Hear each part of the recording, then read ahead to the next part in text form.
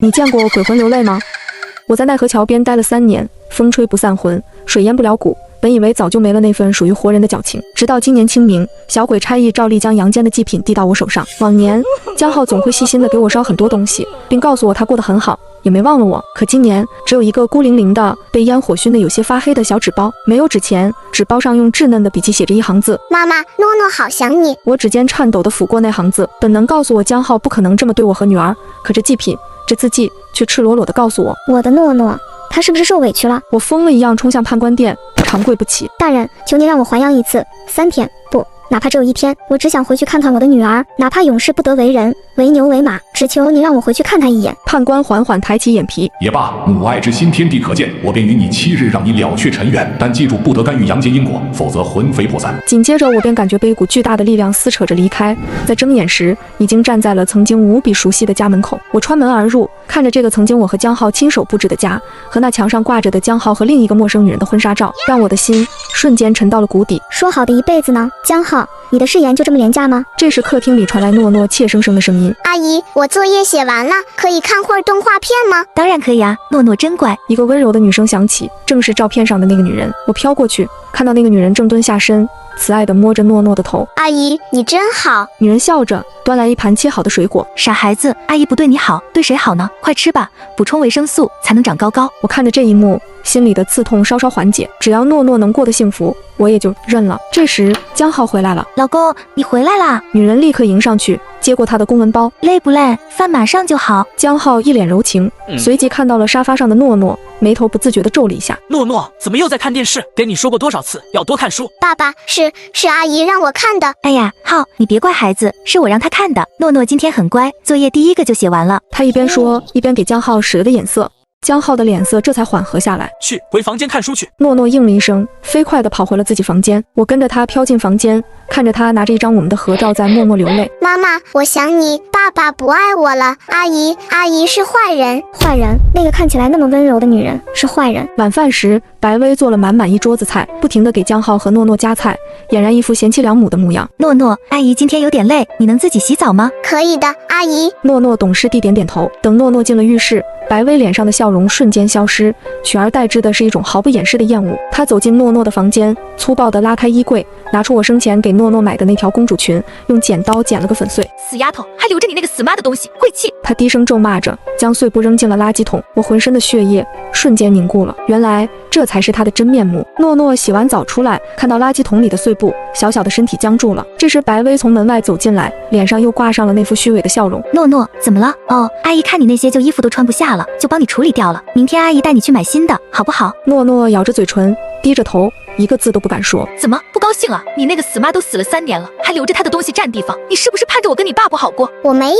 你还敢犟嘴，小贱人，跟你那个妈一样，看着就让人恶心。白薇面目狰狞，一把揪住诺诺的头发，将她拖向阳台旁边的小杂物间。今晚你就在里面好好反省，什么时候想明白了，什么时候再出来。我疯了一样扑过去，想要阻止她，可我的手却一次次从她的身体里穿过，只能眼睁睁地看着她把诺诺推进了漆黑的杂物间，然后砰的一声锁上了门。杂物间里传来诺诺绝望的哭喊和拍门声，我贴在门上，听着女儿撕心裂肺的哭声，痛不欲生。深夜，江浩走出书房，白薇立刻迎上去，体贴地帮他按摩肩膀。忙完了，快去洗澡休息吧。诺诺呢？睡了？早睡了。这孩子今天也不知道怎么了，非说我把他的旧裙子弄坏了，跟我闹脾气呢。这孩子越来越不听话了，回头我得好好说说他。我守在杂物间门口，听着诺诺的哭声渐渐微弱下去。妈妈，你在哪儿？诺诺好冷，好怕。诺诺，妈妈在，妈妈就在门外。可是妈妈，对不起你。眼泪再一次从我这鬼魂的眼眶中滑落，冰冷刺骨。第二天一早，白薇才把诺诺放出来，看着诺诺的嘴唇冻得发紫，脸上还带着清晰的指印，白薇却像没看见一样，把早餐推到他面前，用命令的语气说：快吃，吃完去上学，记住，到了学校，老师问你脸怎么了，就说是自己不小心撞的，听见没有？诺诺惊恐地点点头。送诺诺去幼儿园的路上，白薇一路都在警告他，到了学校要听老师的话，别一天到晚哭丧着脸，好像谁欠了你一样，知道吗？到了幼儿园门口，白薇立刻变了一副面孔，温柔地帮诺诺整理好衣服。不明真相的老师和其他家长看到这一幕，都夸赞她是个好后妈。看着她精湛的演技，我只觉得胃里一阵翻江倒海。诺诺刚走进教室，就默默坐到自己的角落里。下午，幼儿园老师把诺诺送回了家。江先生，江太太，我今天发现诺诺身上有很多新旧不一的伤痕，青一块紫一块的。我问他怎么弄的，他一直低着头不说话。我觉得这件事你们做家长的需要重视一下。白薇的脸色瞬间白了，她抢在江浩前面，一把将诺诺拉到身后，渲然欲泣道：“老师，您这么说真是太冤枉我了。我把诺诺当亲生女儿一样疼，怎么可能打她？是不是他舅舅来看她的时候弄的？”他竟然想把脏水泼到我弟弟沈月身上。江浩的脸色沉了下来，他本来就不喜欢我弟弟。老师，我知道您是好心，但我们家的事我们自己会处理。江浩的语气带着一丝不悦。老师碰了一鼻子灰，叹了口气，只好离开了。看着老师走远，江浩就转向诺诺，厉声喝道：“沈诺诺，你是不是又在学校乱说话了？”“我没有，爸爸，我没有。”“还说没有？你阿姨为了你辞掉工作，你就是这么回报她的？你真是太让我失望了。”我绝望地看着这一切，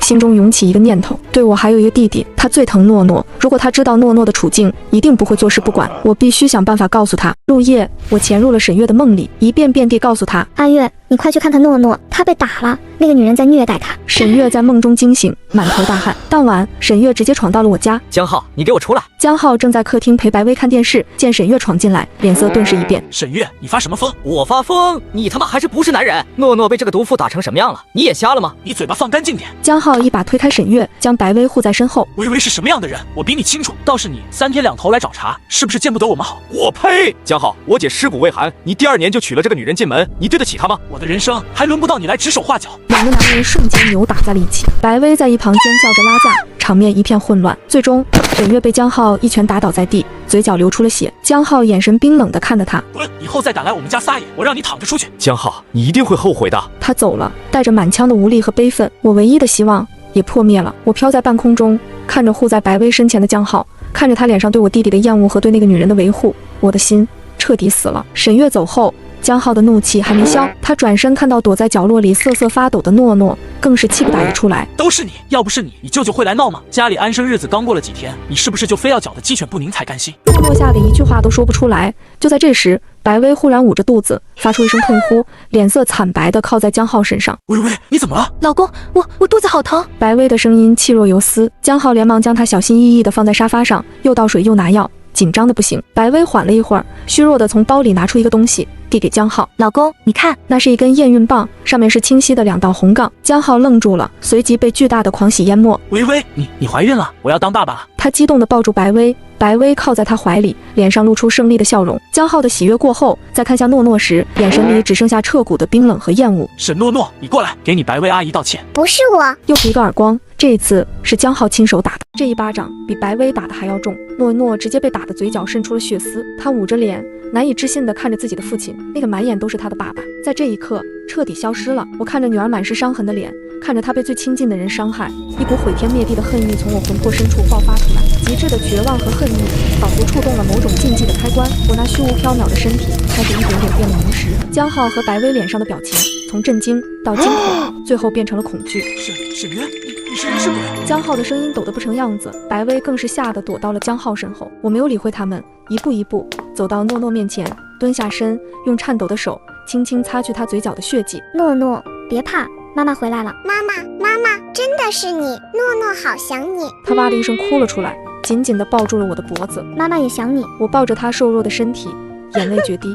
你到底是什么东西？沈月已经死了，你别在这里装神弄鬼。江浩，你忘了你送我的这条手链？你说恋在，爱在。我抬起手腕，那条我们定情的铂金手链正安安静静地戴在上面，这是我魂体的一部分，也跟着我一起实体化了。江浩的脸瞬间血色尽失。这条手链是独家定制，世界上仅此一条。他终于相信眼前的人就是我。渊，他结结巴巴的试图挤出一个笑容。你回来了，太好了，这是怎么回事？怎么回事？我得回来看看你是怎么遵守你的誓言，怎么照顾我们的女儿的，更要看看是什么样的女人能让你这么对你的亲生女儿下此毒手的。我没有，别血口喷人。渊，你误会了，薇薇对诺诺很好的，我们只是一时情急。一时情急？我打断他，指着诺诺脸上的巴掌印，这也是一时情急？把他关在杂物间一夜也是一时情急？江浩，我只问你一句，你还记不记得我出车祸时你对我说过什么？你说你会照顾好诺诺，让她成为世界上最幸福的孩子。你说你会等我，这辈子只爱我一个。可你呢？你把我女儿交到这个毒妇手上，任她欺凌。江浩，你的心是被狗吃了吗？江浩被我逼得连连后退，一句话都说不出来。白薇见状，突然像疯了一样冲上来，想要推开我。你这个死人，回来干什么？浩哥现在是我的丈夫，你给我滚，滚回你的阴曹地府去！我轻易地抓住了他的手腕，稍一用力，他便痛得尖叫起来。江浩见白薇吃亏，直接冲上来，一把将我推开，然后和白薇一起将我死死按在地上。我告诉你，沈渊，你活着的时候我都不过你，你死了就别想再来爱我的事。也就是在这一刻，江浩那张我曾深爱过的脸上露出了我从未见过的狰狞和狠毒。沈渊，本来还想让你多活几天，既然你自己找死，就别怪我了。去，把绳子和胶带拿来。你想干什么？干什么？当然是再杀你一次。你以为3年前那场车祸真的是意外吗？实话告诉你，那辆失控的货车是我安排的。我的大脑一片空白，原来是这样，不是意外，是谋杀。我深爱了10年的男人，竟为了另一个女人亲手策划了我的死亡。白薇拿来了绳子和胶带，两人合力将我捆得结结实实。我像一条死鱼一样躺在地上，只能用充满恨意的眼神死死地瞪着他们。老公，现在怎么办？他真的活过来了？活过来又怎么样？再让他死一次就行了。正好那个小杂种也碍事，今天就让他们母女俩整整齐齐的下去团聚。江浩冷笑着从厨房里拿出了一把水果刀，走向昏迷不醒的诺诺。不要伤害我的女儿！我眼睁睁地看着他举起刀，对准了诺诺的心脏。那一刻，时间仿佛静止了。我脑海里闪过判官殿里那个被我顺手牵羊藏进魂魄里的绿色小瓷瓶。判官曾说那是用来惩戒恶鬼的法器，能瞬间燃尽魂魄，威力巨大。当时我只是觉得好看，没想到竟成了我最后的救命稻草。我闭上眼，用意念催动了那个藏在我魂魄深处的小瓶，一道刺眼的绿光猛地从我身体里爆发出来，绿光形成一个巨大的漩涡，将我们4个人全部笼罩其中。我感觉自己的身体正在被一点点分解，化作无数光点，融入那片绿光之中。我最后看了一眼躺在地上的诺诺，他的身体被一层柔和的白光包裹着。诺诺，我的宝贝，妈妈不能陪你长大了，你要好好活着，忘了妈妈，一定要幸福。意识的最后一刻，我看到江浩和白薇的身体也开始变得透明，他们的脸上充满了极致的恐惧和不甘，最终和我一样化作了光点，被吸入了无尽的黑暗之中。再次睁开眼，我已经回到了判官殿。江浩和白薇的魂魄正惊恐地跪在地上，瑟瑟发抖。判官坐在高堂之上，面沉如水。大胆沈渊，你可知罪？我知罪，私盗法器，扰乱阴阳，甘愿受罚。但我想问一句，若换作是您，眼看爱女惨遭毒手，您会怎么做？判官愣住了，半晌才长长的叹了口气。也罢，你护女心切，情有可原，并且你以魂魄为祭，诛杀恶人，也算功过相抵。罚你就罚你在我这地府当个阴差，100年之内不得转世。来人，将这2个恶鬼打入油锅地狱，日夜煎熬，永世不得超生。不要，大人饶命啊！我错了。江浩和白薇哭喊着求饶，但2个青面獠牙的鬼差已经上前拖着他们走向了大殿之外。凄厉的惨叫声很快就消失在了远处。大人，我的女儿诺诺她怎么样了？判官面前的轮回镜一闪，现出了人间的景象。诺诺安详地躺在医院的病床上，我的弟弟沈月正守在床边，握着他的小手，满眼心疼。一个警察走了进来，对沈月说：沈先生，我们在现场发现了大量江浩和白薇的 DNA， 但奇怪的是，现场监控在那段时间完全失灵，我们找不到任何嫌疑人。不过，我们在江浩的电脑里发现了他3年前雇凶杀人的证据，以及他和白薇虐待孩子的视频。这2个人就算活着，也逃不过法律的制裁。谢谢你，警官。你女儿阳寿未尽，我已派鬼差将她送回人间，她往后的人生由你弟弟照拂，会平安顺遂。多谢大人成全。去吧，领了你的差事，好好当差，莫要再惹是生非了。我走出判官殿，回头望了一眼，阳光不是地府昏黄的天光，照在我身上，竟有了一丝暖意。我成了一名阴差，每日的工作便是引渡那些心死的魂魄进入轮回。偶尔我会偷偷的去看诺诺，她被沈月照顾得很好，性格开朗了许多。她忘了我，忘了那些痛苦，只带着爱和希望好好的活着。而我会在这里一直的守护着她，直到100年之后，我会亲自去接她。到那时，我会牵着她的手，告诉她：诺诺，别怕，妈妈来接你回家。